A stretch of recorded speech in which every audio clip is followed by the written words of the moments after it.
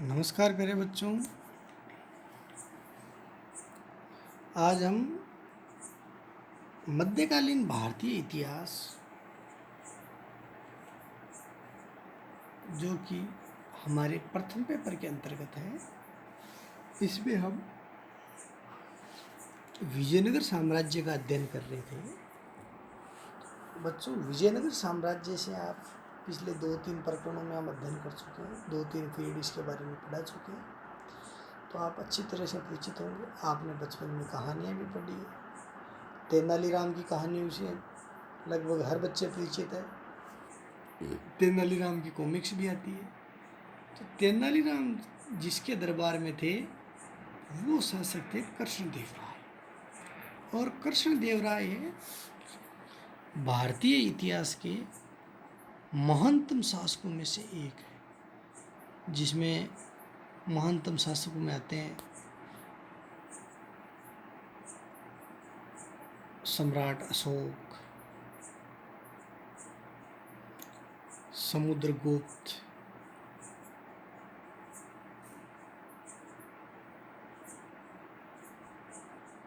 अकबर, महाराणा कुंभा,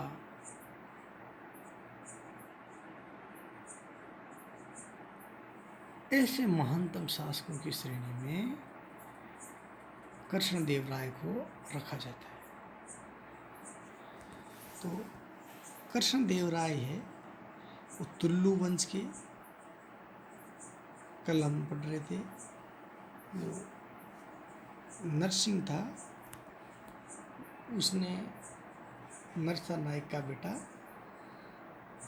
वीर नरसिंह, उसने बलपूर्वक सालू वंश के इमडी नरसिंह की हत्या करके साम्राज्य के ऊपर कब्जा जमाया था।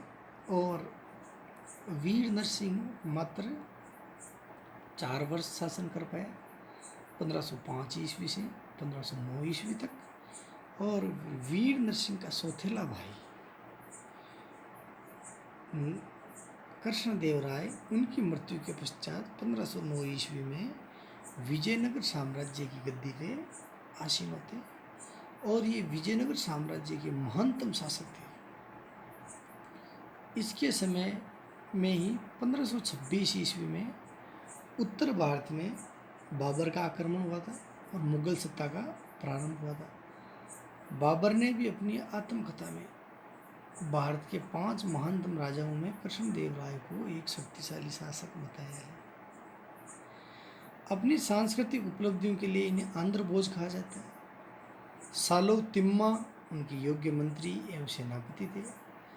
कृष्णदेव राय ने स्वयं तेलुगु भाषा में अमुक्त माल्यदम और संस्कृत में जाम्बती कल्याणम की रचना की।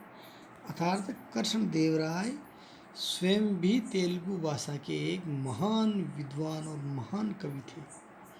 साथ साथ संस्कृत का भी उनको अच्छा नॉलेज था। और कृष्णदेव राय ने बहमनियों को पराजित किया, उड़ीसा के गजपति शासकों को पराजित किया। इसके बारे में भी हम आगे बढ़ेंगे। इनके दरबार में तेलुगु साहित्य के 8 सर्वश्रेष्ठ कवि रहते थे, जिन्हें अष्टदिग्गज कहा जाता है।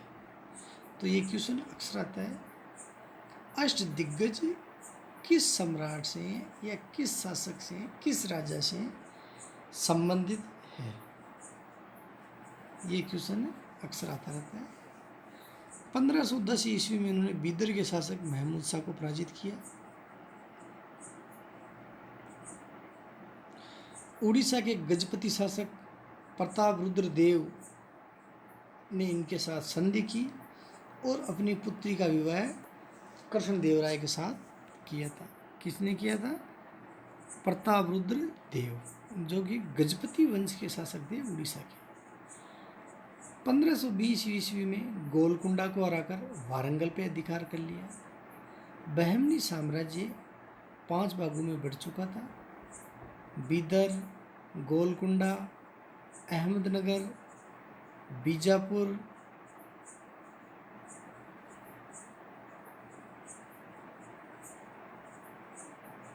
इत्यादि 5 भागों में बट गया था। और इनमें से एक थे गोलकुंडा। तो गोलकुंडा का जो कुतुब शाही वंश था उसको, उसके शासक को हरा के इन्होंने वारंगल पे अधिकार कर लिया। इन्हीं के समय में 1515 ईस्वी में पुर्तगाली यात्री डोमिंगोज पाइस ने विजयनगर की यात्रा की और डोमिंगोज पाइस ने लिखा है कि विजयनगर का शासक है, ये विजयनगर साम्राज्य है, विश्व के महानतम नगरों में से विजयनगर एक नगर है और ये पेरिस और लंदन से भी बड़ा नगर है। यहाँ चहुं ओर शांति है, समृद्धि है, कहीं भी व्यक्ति बिना किसी डर के चोर उचक्के गुंडे मवाली इत्यादि से बिना डरे एक स्थान से दूसरे स्थान पर आसानी से यात्राएं कर सकते हैं।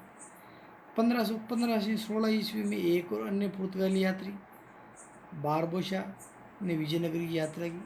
तो बारबोसा ने भी विजयनगर की समृद्धि के बारे में लिखा है कि यहाँ पे हर वर्ष विदेशी व्यापार से बहुतायत में सोना यहाँ पे आता रहता था, अर्थात इनका निर्यात इतना था कि सोना और चांदी है वो निरंतर आके साम्राज्य के खजाने को भरे जा रहे थे। इन्होंने अपनी माता नांगल देवी या नंगला देवी के ऊपर नंगलापुरम या नांगलपुरम नामक नगर बसाया।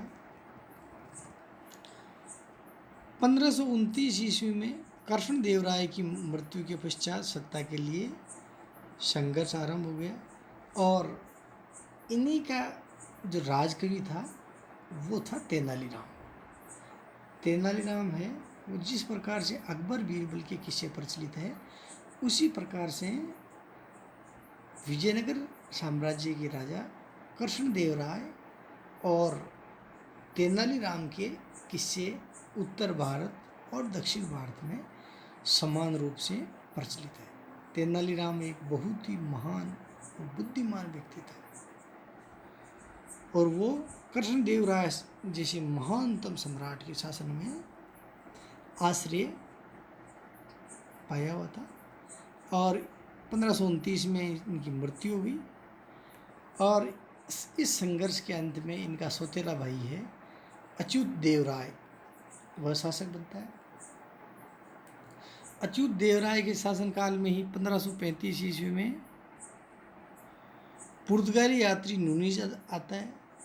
इसके बाद में सदाशिव राय शासक बनता है, वह तुल्लव वंश का अंतिम शासक था और सदाशिव राय के शासनकाल में उनके मंत्री राम राय का अधिक प्रभाव रहता है। राम राय एक कुशल प्रशासक था परंतु वह कूटनीतिज्ञ व्यक्ति नहीं था।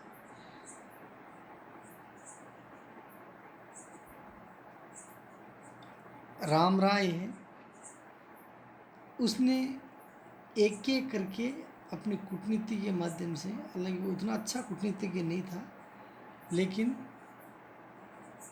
सभी बहमनी साम्राज्यों को आपस में लड़वाने का काम वो करता था। कभी एक का साथ देता, कभी दूसरे का साथ देता। फिर अंत में सारे बहमनी साम्राज्य जिसमें बरार शामिल नहीं था, चारों बहमनी साम्राज्य अहमदनगर, बीजापुर, गोलकुंडा और बीदर, इन्होंने मिलकर एक मुस्लिम महासंघ बनाया और 23 जनवरी 1565 ईस्वी में तालीकोटा अथवा राकश टंगड़ी या बन्नी हट्टी, 3 नाम है इस युद्ध मैदान के।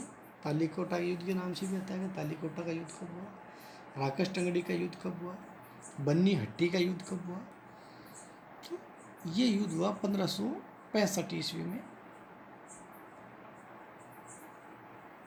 इसमें ये भी प्रश्न आता है इस महासंघ में कौन शामिल नहीं था, तो बरार का राज्य इसमें शामिल नहीं था। युद्ध के बाद इस युद्ध में विजयनगर साम्राज्य की सेना की भयंकर हार हुई और आगामी 6 वर्षों तक 6 महीने तक विजयनगर को भयंकर रूप से लूटा गया, मंदिरों को तोड़ दिया गया, सारी संपत्ति लूट ली गई, व्यापारियों को लूट लिया गया, शहर के प्रमुख निवासियों और हिंदू प्रजा की हत्या कर दी गई इस प्रकार से विजयनगर को बुरी तरह लूटा गया और ध्वस्त कर दिया। और युद्ध के बाद रामराय जो कि सदाशिव का सेनापति था, उसको पकड़ के उसकी हत्या कर दी गई। वर्तमान में कर्नाटक में हम्पी नामक स्थान पे विजयनगर के अवशेष प्राप्त होते हैं। सदाशिव राय की 1570 ईस्वी में मृत्यु हो जाती है और इनकी मृत्यु के बाद में एक नया वंश है, अराविडु वंश। 1570 ईस्वी के करीब तिरुमल ने सदाशिव को अपदस्थ कर पेनुकोंडा में एक नई राजधानी बनाई। ये विजयनगर साम्राज्य का चौथा एवं अंतिम वंश था। इस वंश के शासक वेंकट द्वितीय ने चंद्रगिरी को अपनी राजधानी बनाई। इसी के शासनकाल में वोडियार ने एक स्वतंत्र मैसूर राज्य की स्थापना की। इस वंश का अंतिम शासक श्रीरंग तृतीय था। इसके समय में तंजौर, मदुरै, मैसूर आदि स्वतंत्र राज्यों का निर्माण हुआ और इस प्रकार से 1652 ईस्वी तक आते आते विजयनगर के महान साम्राज्य का पतन हो गया। अब हम अगले चैप्टर में आगामी कालांश में अध्ययन करेंगे। तो विजयनगर साम्राज्य में आपको याद रखना है क्रमशः 4 वंशों ने शासन किया: संगम, सालु, तुल्लव और अराविडु। प्रथम वंश था संगम वंश, अंतिम वंश था अराविडु वंश। तो बच्चों, आज का प्रकरण हमारा इतना ही है। थैंक्स।